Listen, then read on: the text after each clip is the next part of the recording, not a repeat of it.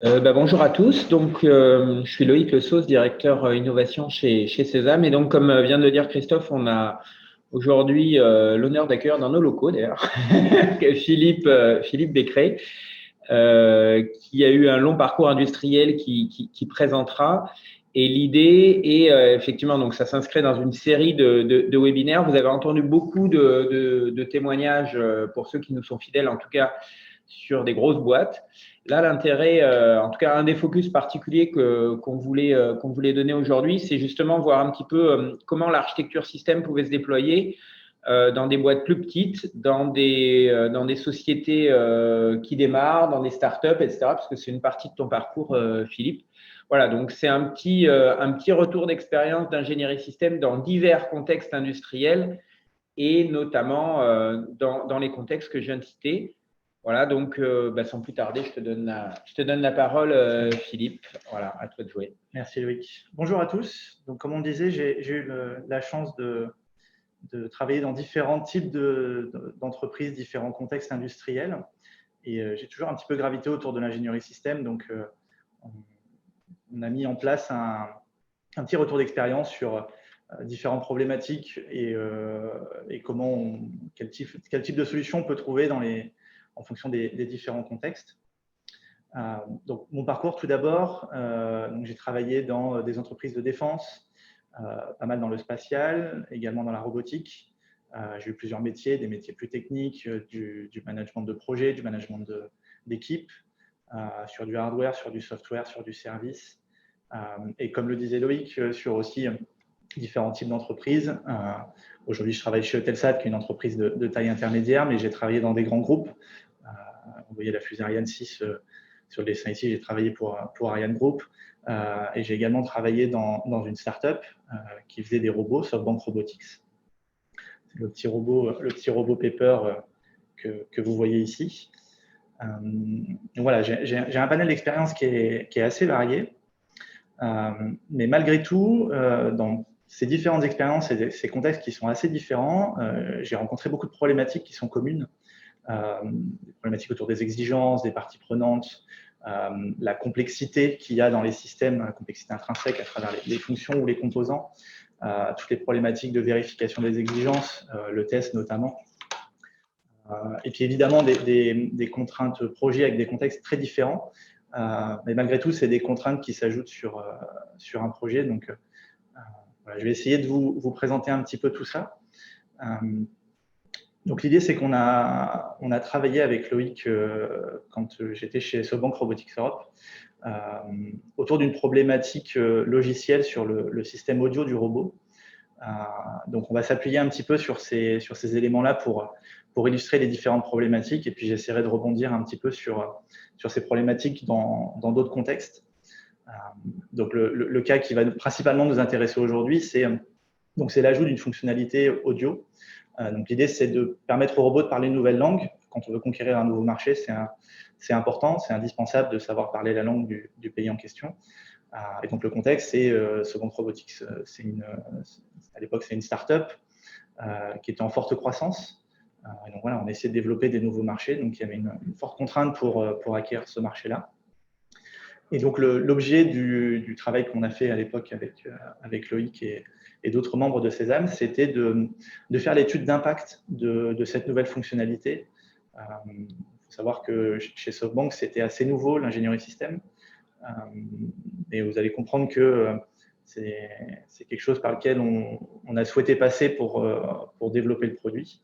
Et vous allez comprendre un petit peu plus dans le détail par rapport aux différentes problématiques que je vais introduire. Alors, si je peux rajouter un petit point, donc quand on a commencé effectivement à travailler, donc le contexte startup est intéressant parce que ça veut dire que c'est, tu me corriges, mais c'est une des problématiques, c'est ça va vite, voilà, ça va très vite. Les gens sont jeunes, les gens, ils n'ont pas forcément envie de faire de la grosse théorie, etc. Ouais, donc il y a un premier contexte un peu, comment dire, culturel.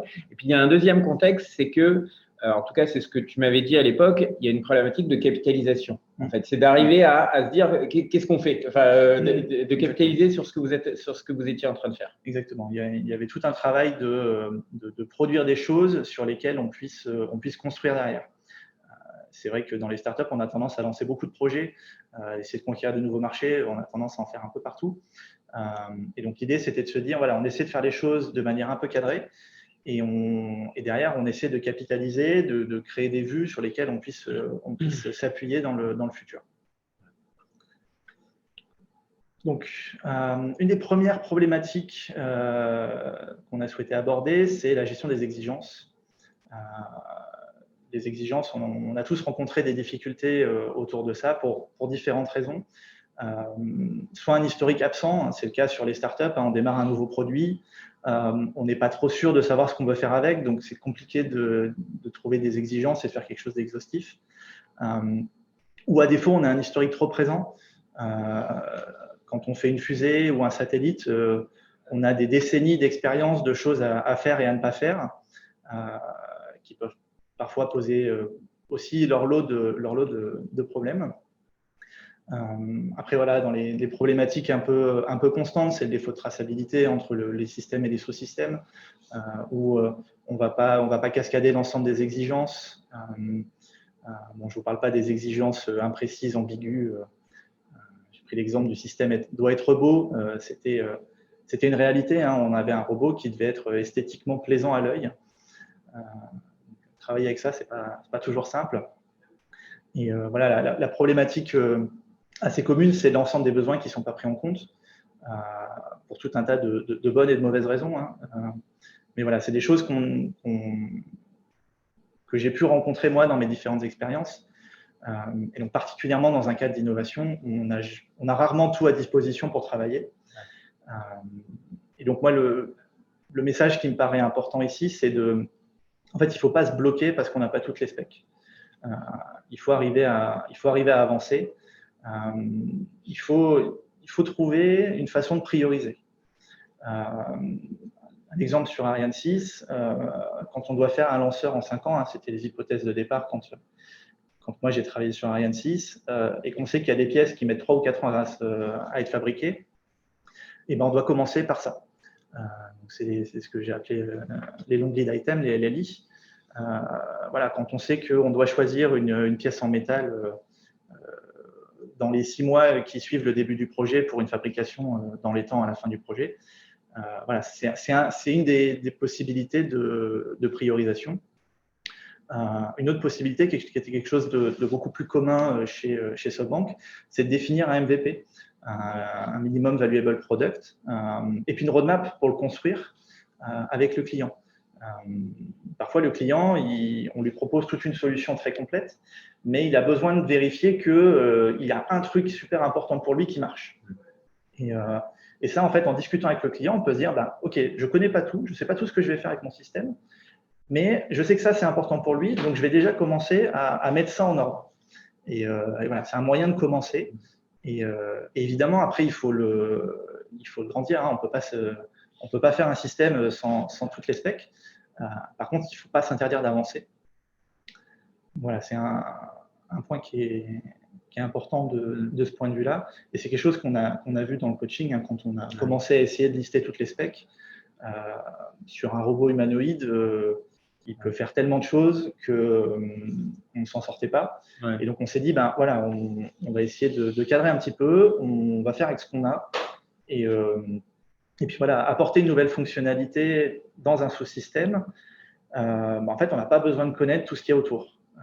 Il y a certains points qui sont essentiels et qu'il faut maîtriser, mais il y a certains points desquels on peut s'abstraire.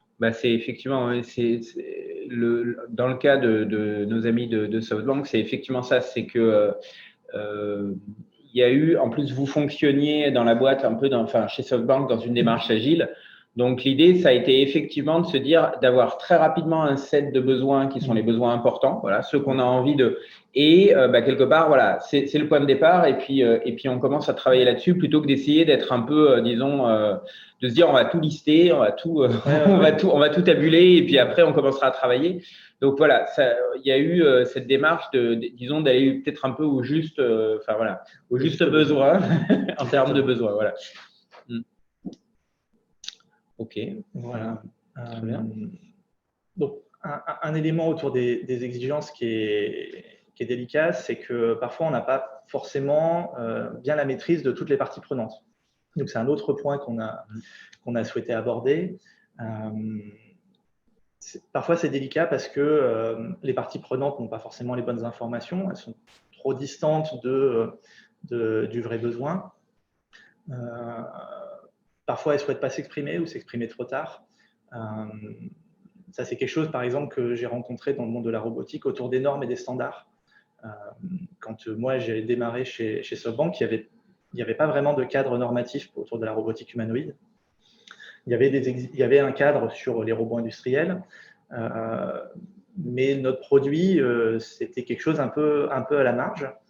Et en fait, on était toujours un petit peu en attente parce qu'on sait très bien que ça allait venir. Et donc voilà, c'est un peu l'épée de Damoclès de savoir à un moment donné qu'est-ce qui va nous tomber dessus. Donc ça, c'était quelque chose qui était une vraie problématique. Et c'est des choses, je pense, que les gens de l'automobile rencontrent régulièrement. Hein. Les normes autour des pollutions évoluent beaucoup. Voilà, ça fait partie des choses qui sont un peu courantes. Un point qui est aussi délicat, c'est les parties prenantes non identifiées, hein, parce que des fois, on ne se rend pas compte des conséquences de notre système.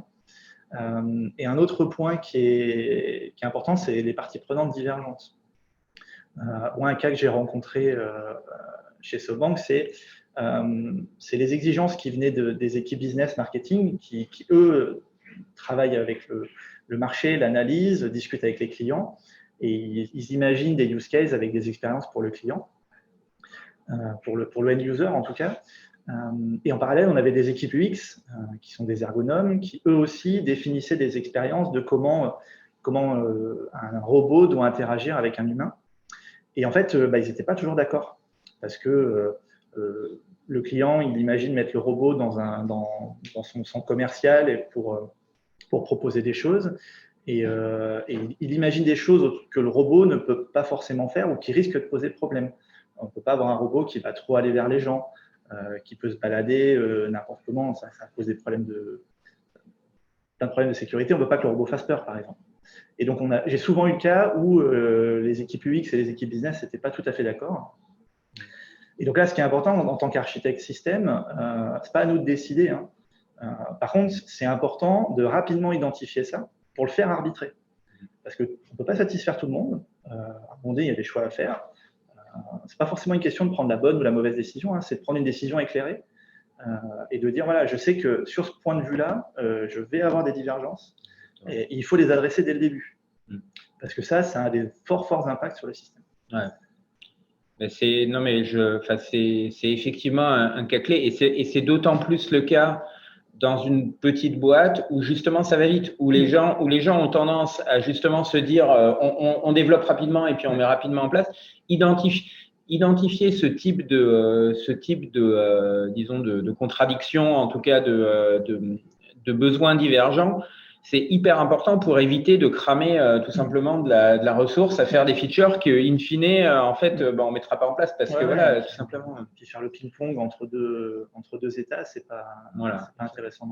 Exactement. Ouais. Un autre point sur lequel je voulais m'exprimer, c'est l'importance du CEO et du top management. Alors c'est vrai que dans les grands groupes, le top management est un peu plus loin du détail de ce qu'on fait dans les produits, mais dans une petite structure, ça a une forte influence. Quand le patron il a vu un reportage à la télé avec un truc qui avait l'air vachement sympa, et d'un coup d'un seul, ça peut devenir important. Et donc c'est important d'avoir un cadre où on sait exactement qui fait quoi. Et il ne faut pas négliger l'impact que ça peut avoir, le patron qui vient apporter une vision parce qu'il est sûr que c'est une bonne idée, et parfois c'est une bonne idée. Et donc il faut être capable de se dire, voilà, je sais que c'est quelque chose qui est dans mon environnement, que je dois intégrer, et je dois être capable de répondre rapidement à ce besoin-là. Voilà, ça fait partie des choses qu'il faut avoir bien en tête dans un contexte de startup. Voilà, donc ça c'était pour les parties prenantes. Voilà, un autre point important, c'est la prise en compte de la complexité, hein, la multiplication des fonctions et des composants. Je pense que la raison pour laquelle on parle d'ingénierie système, c'est quand il y a de la complexité, hein, sur des systèmes très simples, ça a beaucoup moins de valeur. Mais donc voilà, la multiplication des fonctions, des composants. Je ne suis pas rentré dans la partie autour de la complexité organisationnelle avec la multiplication des interlocuteurs, parce que c'est quelque chose qui est un petit peu différent, mais qui est aussi un élément de complexité important. Et puis voilà, on a aussi de nombreux composants, mais aussi des composants parfois de différentes natures. Sur le robot, on a beaucoup de composants hardware et software qui interagissent beaucoup. Donc c'est un point important. Et aussi des composants ou des fonctions mal utilisées. Alors ça, c'est quelque chose qui est assez courant dans le logiciel. Si l'interface n'est pas forcément très propre avec les copains, ben, ils vont venir chercher l'information à l'endroit où ils pensent qu'elle est intéressante pour eux dans le logiciel. Et puis, ben, quand on fait une modif sur la version suivante, on a modifié un format ou quelque chose, et puis ça casse de leur côté. C'est quelque chose qui est assez courant dans le logiciel, qu'il faut essayer d'éviter. Donc, pour essayer de vous donner un petit peu une idée des éléments de complexité qu'il y a autour d'un robot, j'ai fait un petit dessin. Donc, je voulais essayer de vous faire une petite introduction à l'audio dans un robot. Donc, il faut imaginer que ça part du microphone. Hein, le robot, il va entendre un son. Donc, on va approcher du robot, on va lui dire bonjour. Donc, il va entendre. Donc, toute cette information-là, elle est traitée par un logiciel d'un point de vue bas niveau. Hein, on transforme un signal en une information. Et donc, ensuite, il y a des moteurs de reconnaissance vocale. Ce que vous avez dans vos iPhones, hein, ce que fait Siri pour transformer du son en mots. Ensuite, ça va venir rentrer dans des composants logiciels qui font la conversation. C'est les chatbots que vous pouvez trouver un peu partout aujourd'hui. Ces briques de conversation, elles vont aussi discuter avec des briques d'expression. Le robot, il bouge, il va bouger avec ses mains, il va hocher la tête. Imaginez que le robot il est au Japon, quand on lui dit bonjour, on va s'attendre à ce qu'il fasse un petit geste de la tête. Voilà, ça c'est un petit peu la chaîne. Et donc quand on fait des représentations, c'est hyper important de savoir ce qu'on veut faire avec. Donc là, j'ai essayé de me concentrer sur le système audio. Et donc un point que je voulais mettre en avant ici, parce que c'est une erreur qu'on a rencontrée, c'est justement cette brique d'expression qui paraît assez anodine et assez loin de la problématique initiale. En fait, si on veut faire quelque chose d'hyper détaillé, d'ici qu'on arrive à la brique d'expression, on aura mis des milliers de composants logiciels et on va avoir tendance à se dire, bah, c'est bon, j'arrête là. Et en fait, derrière cette brique d'expression, il y a quelque chose qui est hyper important, c'est que quand le robot va hocher la tête, il y a des moteurs qui sont autour de sa nuque. Hein. Le robot, il a des oreilles, il a des moteurs dans la nuque. Et donc, quand il va hocher la tête, ça va faire du bruit. Et en fait, c'est assez délicat de trouver le bon niveau de représentation parce que, en fait, c'est critique de réaliser que derrière cette brique d'expression, on va créer du bruit qui vont venir perturber le son, qui vont passer dans les speakers, dans les micros. Et donc voilà, c'est un élément qui est assez critique. Et donc, il faut vraiment faire une vue qui est adaptée à une problématique. Quand on veut traiter l'audio, il ne faut pas hésiter à aller au bout du trait, mais à aussi prendre certains raccourcis. Il faut trouver le bon niveau d'abstraction. Et ça, c'est quelque chose qu'on a tendance un petit peu souvent à se perdre, hein, à vouloir tout détailler. Et puis voilà, on met des centaines, des milliers de composants jusqu'à trouver l'information qui est vraiment importante. Donc voilà, le message important, c'est essayer de faire simple. Il faut être exhaustif, mais garder quelque chose de simple. Parce que sinon, même si on a la vue où les choses vont apparaître, on ne va pas être capable d'extraire l'information parce qu'il y aura beaucoup trop de choses. Je pense en plus dans le cas qui nous intéresse, dans l'entreprise dans laquelle que tu mentionnais, chez SoftBank, en fait, on veut faire une analyse d'impact. Donc, en fait, c'est important, pour faire une analyse d'impact, c'est très important d'avoir une vue plutôt globale, une vue d'ensemble, et pour regarder les effets de bord. C'est-à-dire qu'une vue très détaillée, en fait, avec le détail des fonctions techniques, finalement, ne va pas nous être super utile.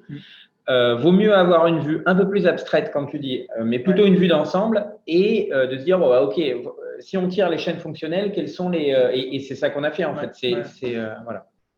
Donc, effectivement, et en même temps, une autre problématique qui est pas anodine, c'est que quand un robot parle, on s'attend à ce que le robot il réponde du tac au tac. On veut une conversation qui soit fluide. Et un élément clé derrière ça, il faut comprendre que les moteurs de tous ces chatbots, ces moteurs de reconnaissance vocale, souvent, ils passent par le réseau. C'est des choses qui sont dans des clouds déportés, c'est des services qui sont extérieurs au robot. Donc voilà, il y a un temps de traitement qui est pas anodin. Sans parler du coût de traitement, c'est du temps CPU, donc c'est aussi de la latence qui se rajoute. Et donc quand on fait l'étude d'impact, on a aussi besoin d'aller dans ce détail, de se dire, voilà, quelle va être la latence? Est-ce que je vais conserver une conversation fluide quand je vais faire cette modification logicielle? Et en fait, pour faire ça, il faut faire une autre vue. Il faut adresser la problématique de se dire, voilà, en fait, je me rends compte que j'ai pas mal de choses qui sont déportées, j'ai un CPU qui est limité. Par contre, si je veux vraiment adresser l'impact, il faut que je fasse une autre vue. Il ne faut pas que je rentre à essayer de tout découper, de calculer comme ça. Non, non, je fais une vue différente. J'ai identifié un problème potentiel, je l'analyse, je fais une vue dédiée. Parce que sinon, voilà, encore une fois, on se perd dans les détails. Donc voilà, un petit truc à retenir, c'est le KISS, Keep It Simple Stupid. C'est quelque chose que j'avais écrit en gros dans le tableau qui était en face de notre équipe. Il faut essayer de faire ça. Okay. Un autre point intéressant, c'est la vérification des exigences. Les difficultés qu'on peut rencontrer, elles sont multiples. La méconnaissance des conditions d'opération. On imagine un robot qu'on va mettre dans un centre commercial. Quel va être le bruit environnant, quelle va être la qualité du réseau qu'il va avoir à sa disposition. Voilà, c'est des choses qu'on ne maîtrise pas forcément. Il faut se déplacer, il faut aller voir. Des fois, on a aussi des difficultés techniques à reproduire les conditions dans le cadre du spatial. Le vide, la microgravité, c'est des choses qui sont compliquées à gérer. Sur un satellite, on fait des tests en vide thermique pour essayer de s'astreindre de ça. Sur Ariane 6, quand on s'est posé des questions sur qu'est-ce qui allait se passer quand on allait rallumer le moteur Vinci, on était dans une phase de microgravité, on allait allumer le moteur, ça soulève plein de questions. Et là, le comportement, il est assez difficile à modéliser. Donc, il faut trouver des moyens de reproduire ces comportements et d'aborder le problème avec des éléments un peu factuels, parce que sinon, on se perd à essayer de comprendre comment gérer ça. Un autre point, c'est les critères d'acceptance qui ne sont pas toujours évidents à quantifier. Je parlais un peu plus tôt du fait qu'on s'attend à ce que le robot ait une conversation qui soit fluide. Qu'est-ce que ça veut dire fluide? Transformer la fluidité d'une conversation en quelque chose de timé, c'est très très délicat. Et donc là, c'est pareil, il faut s'appuyer sur des ergonomes, faire des tests, faire des panels, des choses comme ça. On peut pas. C'est pas juste un travail d'ingénieur de faire un découpage et de dire c'est fluide. Et un autre point qui est souvent un peu délicat, c'est la cohérence des différents niveaux de test. La vérification des exigences, c'est une pyramide. C'est pas au niveau robot, quand on fait un test de conversation, qu'on va vérifier qu'on a bien le bon voltage qui sort d'une carte électronique. Chaque chose a sa place. Et donc, il faut construire une vraie logique de test. Voilà, donc pour rentrer un petit peu dans le détail de l'exemple du robot, donc j'ai mentionné effectivement l'environnement qu'on ne connaît pas forcément, quels vont être les bruits parasites, l'état du réseau, quand on a besoin de se connecter à un cloud distant, si on a une bonne connexion Internet ou pas, ça peut changer les choses assez fortement. Mais aussi en termes d'input, c'est vrai qu'on a tendance à automatiser des tests, à prendre des voies de synthèse pour faire les tests et tout ça, mais On n'a pas forcément des choses qui sont très représentatives, des gens qui vont un peu bégayer, qui vont mâcher leurs mots, qui vont avoir des forts accents, qui ne vont pas forcément parler très fort dans un environnement bruyant, ça peut être problématique. Donc voilà, c'est tout un tas de choses qu'il faut arriver à bien appréhender, et le meilleur moyen de le faire, c'est de se confronter à ces conditions réelles. L'exemple que je vous donnais un peu plus tôt du bruit des moteurs du coup, on a souvent fait des tests où on avait juste une tête posée sur une table. Et du coup, on ne s'est pas rendu compte que le robot qui hoche la tête, ça allait poser problème. C'est quand on a mis le robot entier dans un contexte donné qu'on s'est dit, mais pourquoi il n'entend rien? Et en fait, oui, c'est parce qu'il hochait la tête et qu'on entendait les moteurs. Donc voilà, vraiment se confronter au plus vite aux conditions réelles. Alors, pour faire ça, il y a des choses qui sont importantes à faire. La première chose, c'est se donner les moyens de mesurer. C'est pas juste une question d'aller sur le terrain et de se dire, voilà, j'ai testé, ça marche, parce que les conditions, elles sont diverses. Donc, il faut vraiment identifier quels sont les paramètres importants et se donner les moyens de mesurer. Un autre truc qui est important, c'est de prioriser. On ne peut pas tout tester. L'exemple du robot, les use cases, ils sont multiples. Voilà, on se donne quelques use cases importants qu'on va prioriser avec le client, avec les équipes business. On définit bien les critères d'acceptance et puis on va travailler autour de ces use cases. Pour aller dans ton sens, en fait, le cas particulier du robot, c'est que c'est un système qui est en forte interaction avec un humain. Et en fait, tous ces systèmes-là, tous les gens qui conçoivent des IHM le savent, en fait, c'est très dur à vérifier parce que se donner des besoins là-dessus, c'est très compliqué. Et pour ça, alors la bonne nouvelle, c'est qu'en fait, les choses existent. Et la manière de procéder, en fait, c'est effectivement de passer par des cas d'usage. C'est-à-dire de se définir un certain nombre de situations qu'on veut tester et après de se donner des critères dessus qui sont des critères d'ergonomie. Exemple, en combien de temps la personne arrive à faire une opération? Est-ce que l'opération est mémorisable? C'est-à-dire, est-ce que si on prend la personne et puis on la remet 1 heure après, est-ce qu'elle arrive, en combien de temps elle arrive à refaire la même opération? Est-ce que quel est le taux d'erreur, etc. Donc, et tout ça, c'est des choses factuellement mesurables pour mesurer l'ergonomie d'un système. Et en fait, c'est ça. La robotique humanoïde, c'est le cas. C'est comment est-ce qu'on mesure la bonne interaction avec l'utilisateur qui est un humain, qui n'est pas formé, qui n'est pas un ingénieur toujours. Donc voilà.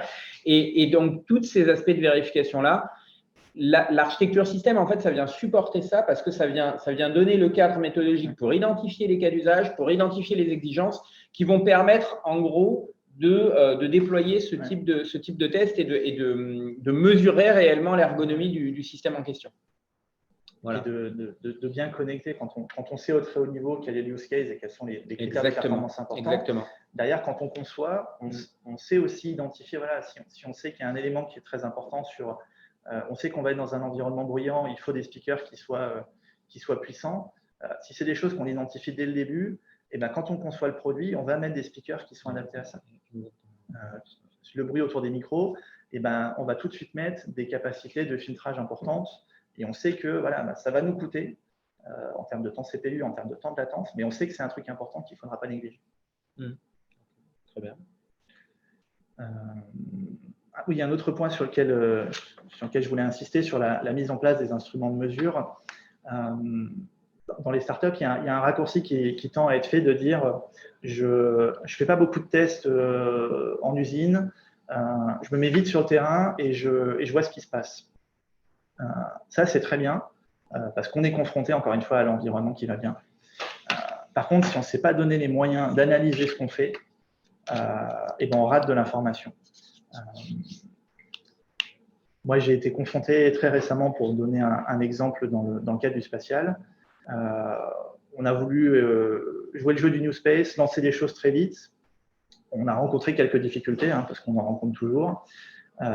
Sauf qu'on avait été un peu vite en besogne et on n'avait pas les moyens d'analyser vraiment ce qui s'était passé. Donc, c'est vraiment un point important qu'il ne faut pas négliger. Un dernier point, c'est les contraintes dans le projet. On en a tous, on fait rarement on fait rarement ce qu'on veut, à la fois parce que le budget est serré, parce qu'on a des contraintes calendaires fortes, parce que le contexte est très mouvant, les priorités du jour ne sont pas toujours celles du lendemain. Aussi parce qu'on a des méthodes de développement qui peuvent être particulières. Hein. Quand on est dans un contexte agile, quand tous les copains font des démos tous les 15 jours de ce qu'ils développent, il faut suivre. Voilà, c'est des choses qu'il faut intégrer, qu'on ne peut pas négliger. Et autour du contexte, un autre cas inverse, hein, c'est les contextes qui sont très peu mouvants. Dans mon travail d'aujourd'hui autour des satellites, le satellite, une fois qu'il est lancé, il faut qu'il travaille pendant 15 ans et on ne peut pas faire grand-chose dessus. Donc là, il faut mettre le paquet au début pour s'assurer que ça marche pendant beaucoup de temps. Le robot, à l'inverse, c'est quelque chose qui est facilement accessible, qu'on peut mettre à jour facilement. Donc ça, voilà, c'est quelque chose qu'il faut intégrer parce que c'est des contraintes qu'on a en moins. Pour revenir sur l'exemple du coaching qu'on a fait avec le Sésame, il faut savoir que le contexte était très mouvant, c'est-à-dire que la pression pour développer ce nouveau marché était telle qu'on a dû faire un POC avant même la fin du coaching. On ne va pas se mentir, ça ne s'est pas super bien passé. On n'avait pas fini l'étude d'impact. Quand on a fini de travailler sur l'étude d'impact, on s'est dit « Ah oui, on a oublié ça ». Ça fait partie du jeu, il faut aller vite. Voilà, c'est un POC, c'était un premier jet. Voilà, on a fait ça et puis on est passé à autre chose. On a fait autre chose en parallèle, on a mis le coaching dans un coin de notre tête. Et puis, le marché en question est redevenu une priorité, on s'est remis dessus. Et puis, on a été encore un peu dans la course, on avait fini le coaching, hein, mais on n'a pas forcément pris le temps de vraiment s'asseoir et de se dire, bon, qu'est-ce qu'on a fait, quelles sont les erreurs qu'on a fait. On a refait un POC un petit peu différent parce que la demande était un petit peu différente. Et puis, hop, on a refait, entre guillemets, un peu les mêmes erreurs. Puis, on est passé à autre chose, un autre moteur de reconnaissance vocale. Et puis, au bout d'un moment, on s'est dit, bon, là, on se rend compte que pour conquérir des nouveaux marchés régulièrement, on va nous demander d'intégrer des nouvelles solutions. On a aussi une meilleure compréhension de quelles sont nos interfaces parce qu'on a fait ce coaching-là. Et ben, on va travailler sur une nouvelle architecture. Et donc, les équipes ont complètement refondu leur logiciel pour pouvoir gagner en agilité et pouvoir répondre plus rapidement à ces besoins autour des nouveaux marchés. Quand il y a un nouvel ASR à intégrer, un nouveau moteur de reconnaissance vocale, et ben ils ont cassé complètement le logiciel, ils ont tout repris pour pouvoir le faire de manière rapide et safe. On avait vu l'exemple de l'analyse d'impact, il y avait des choses qu'on avait négligées. Maintenant, on a complètement refondu les interfaces pour se dire, voilà, ça, c'est des erreurs qu'on ne refera plus. Et donc ça, c'est un point qui est important parce que quand on a conclu le coaching à l'époque, on avait identifié des indicateurs autour de la qualité de l'étude d'impact et sur la capacité à formaliser un maximum de choses. Effectivement, on avait formalisé des choses, on avait fait une étude d'impact, mais on était resté un peu sur notre fin. On s'était dit, comment on va s'assurer que ce truc-là va vivre et tout ça. On était un petit peu dans l'expectative. Et en fait, c'est quelques mois plus tard, dans un contexte un petit peu différent, où on s'est dit, voilà, les équipes avaient besoin de prendre du temps pour vraiment maturer tout ça. Et il en est sorti quelque chose de complètement modulaire, compatible de notre développement agile. Ce que j'ai dit tout à l'heure avec les sprints sur 15 jours, les équipes étaient un peu frustrées quand ils devaient changer un driver. Et puis, c'est une activité qui prend plusieurs mois. Ils ont tendance à se sentir un peu distants. Ils ne font pas le truc à la mode. C'est aussi un élément un peu compliqué pour eux. Et donc, voilà, ils ont pu aussi intégrer cette contrainte-là dans leur architecture. Et là, clairement, l'architecture a permis l'agilité. Ce n'est pas juste le contexte qui vient l'imposer, c'est vraiment l'architecture qui le permet. Et donc ça, c'est un message important. Hein, il faut voir plus loin. Quand on travaille sur un système, il faut réfléchir, apprendre de ses erreurs, prendre le temps de construire et du coup, prendre en compte toutes ces contraintes et adapter son architecture à ce contexte. Nous, en fait, c'est donc pour aller dans ton sens, l'agilité, il y a une démarche architecturale justement de modularisation qui la précède en fait. On le voit partout. Hein. Les boîtes qui cherchent à faire de l'agilité sans avoir l'architecture qui le permet, en général, ça marche pas quoi. Enfin, voilà. Ça se paye en qualité, ça se paye en délai de livraison. Désolé Voilà, donc on arrive à la conclusion. Donc ce que je voulais juste dire en quelques mots, hein, c'est que voilà, l'ingénierie système, c'est une discipline qui trouve sa place dans de nombreux contextes. On ne se rend pas forcément compte qu'un robot ou une fusée, c'est pareil, mais il y a beaucoup de choses qui sont similaires. Voilà, des expressions un peu variées, évidemment, mais ce qui est important, c'est de se dire que il y a des problématiques qu'on trouve ailleurs et il faut savoir s'inspirer de l'extérieur. Je pense que toi, tu fais ça au quotidien, de prendre les solutions d'une industrie et de la présenter à une autre. Il ne faut pas se dire, moi, ce que je fais, c'est particulier, ça ne marchera pas. Il faut vraiment rester ouvert parce que dans les autres domaines, particulièrement quand on veut faire de l'innovation, on veut faire des choses qui sont nouvelles, qu'on ne maîtrise pas avant. Et ben, il faut regarder ce qu'ont fait les copains qui ont rencontré des problématiques similaires. Et voilà, le point qu'on soulevait tout à l'heure, l'architecture, c'est le point qui va vous permettre de réaliser votre projet. Voilà, il faut avoir un cadre et il faut l'adapter.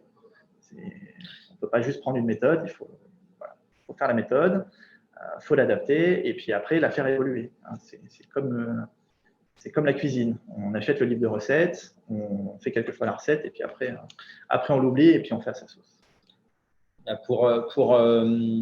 Pour abonder dans ton sens, en fait, quand on travaille dans un mode startup, justement, la question qu'on se posait, c'est finalement, est-ce que ça sert de faire de l'architecture?